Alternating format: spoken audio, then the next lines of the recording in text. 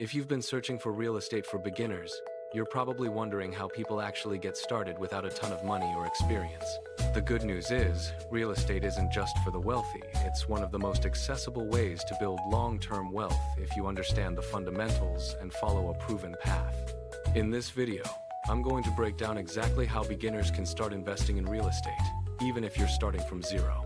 We'll cover the different strategies, including wholesaling real estate, how to find deals, how to finance them, how to analyze them, and most importantly, how to avoid the biggest mistakes that keep most beginners stuck. Let's get into it. First, let's talk about why real estate is such a powerful wealth-building tool, especially compared to other options. Real estate gives you three major advantages that most other investments don't. Number one is cash flow. When you own rental properties, you can generate consistent monthly income that can eventually replace your job income if you scale properly. Number two is appreciation. Over time, real estate tends to increase in value, especially in strong markets. That means your asset is growing while you hold it. And number three is leverage. This is where real estate really stands out. You can control a large asset with a relatively small amount of money. For example, instead of needing $300,000 to buy a property, you might only need 10% or 20% down. That means you're benefiting from the full value of the property while only investing a fraction of the cost. That combination, cash flow, appreciation, and leverage, is what makes real estate win. But here's where most beginners get stuck. They assume they need a lot of money, perfect credit, or years of experience to get started.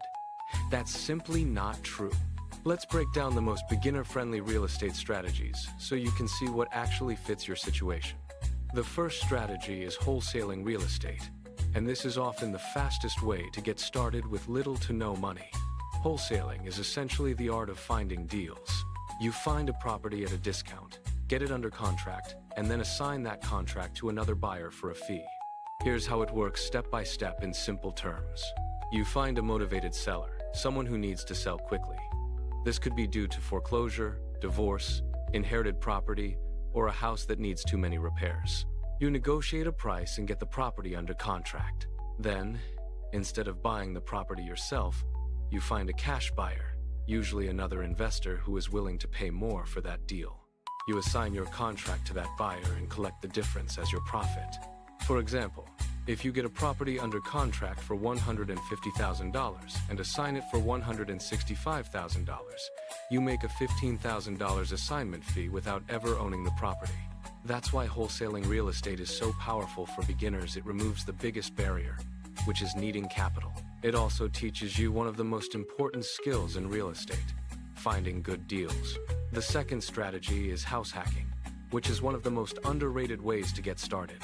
House hacking means buying a property, living in one part of it, and renting out the rest. This could look like buying a duplex and living in one unit while renting the other, or buying a single-family home and renting out extra bedrooms. The biggest advantage here is financing. Because you're living in the property, you qualify for owner-occupied loans, which usually have lower down payments and better interest rates. Some programs allow you to put down as little as 3% to 5%. In some cases, your rental income can cover most or even all of your mortgage. So instead of paying to live somewhere, you're getting paid, or at least significantly reducing your housing costs. Over time, you build equity while keeping your expenses low, which puts you in a strong position to invest in additional properties. The third strategy is buy and hold investing, which is the foundation of long-term wealth. This is where you buy a property, rent it out, and hold on to it for years while it produces income and appreciates in value. The key to this strategy is buying the property at the right price and ensuring it produces positive cash flow after all expenses. This includes your mortgage, property taxes, insurance, maintenance, and vacancies. Many investors today use DSCR loans for this strategy. DSCR stands for Debt Service Coverage Ratio, and these loans are based on the income of the property rather than your personal income. That means you don't have to rely on your job income or tax returns to qualify. This is especially useful if you plan to scale your portfolio and acquire multiple properties.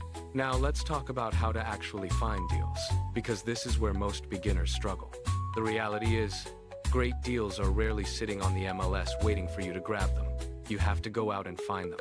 One of the simplest methods is driving for dollars. This means driving through neighborhoods and looking for distressed properties, homes with overgrown lawns, broken windows, peeling paint, or signs that the property isn't being maintained. These are often owned by motivated sellers. Another method is direct mail. You can send letters or postcards to targeted lists, such as absentee owners, pre-foreclosures, or inherited properties. The goal is to reach people who may be open to selling but haven't listed their property yet. You can also use data platforms to pull lists and skip trace owners so you can call or text them directly. And don't underestimate the power of networking. Real estate agents, wholesalers, property managers, and other investors can all bring you opportunities if you build strong relationships. Sometimes your next deal comes from a conversation, not a search. Once you find a deal, the next step is analyzing it correctly. This is where you separate good deals from bad ones.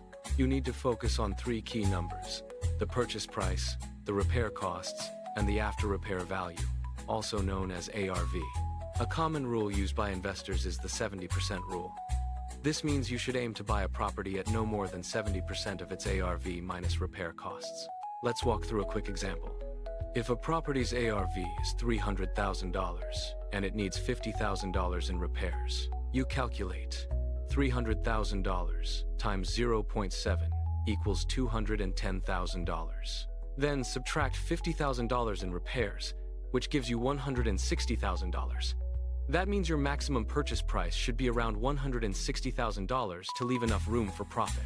This formula helps protect you from overpaying and builds in a margin for unexpected costs. Now, let's talk about financing, because this is another area where beginners often feel overwhelmed. There isn't just one way to fund a deal. There are several options depending on your strategy. Traditional loans are the most common. These include conventional mortgages, FHA loans, and VA loans.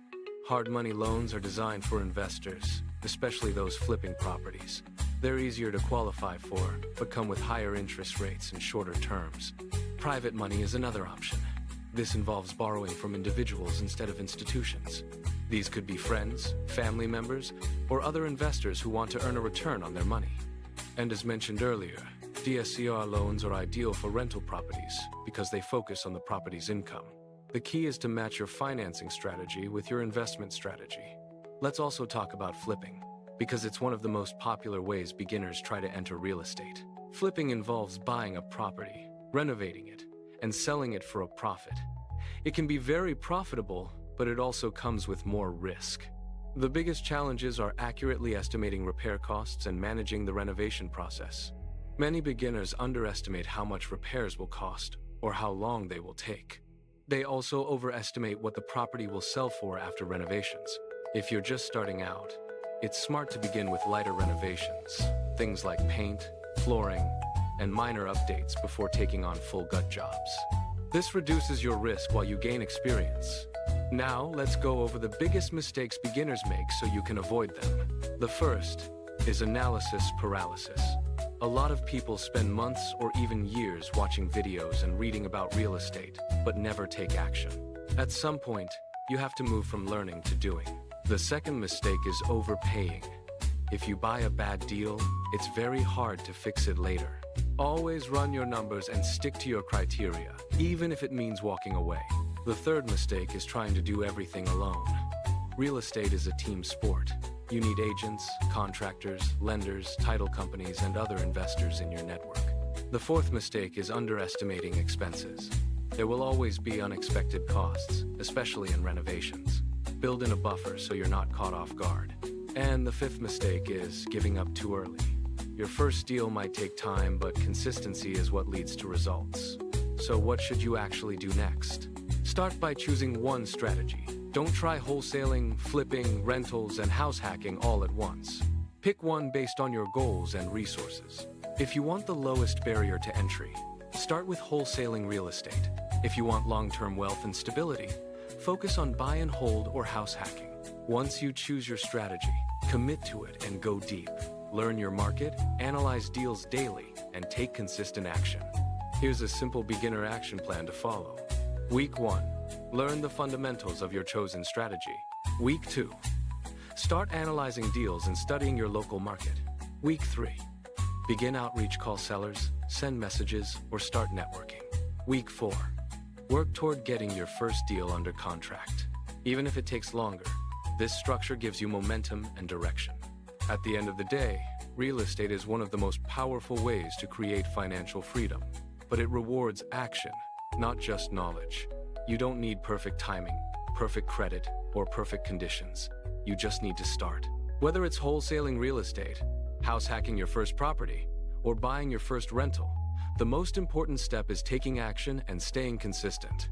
If you got value from this video, make sure to like, subscribe, and drop a comment below letting me know which strategy you're planning to start with. And if you want more content specifically focused on real estate for beginners, I've got more videos breaking down DSCR loans, deal analysis, and how to scale your portfolio step by step. I'll see you in the next one.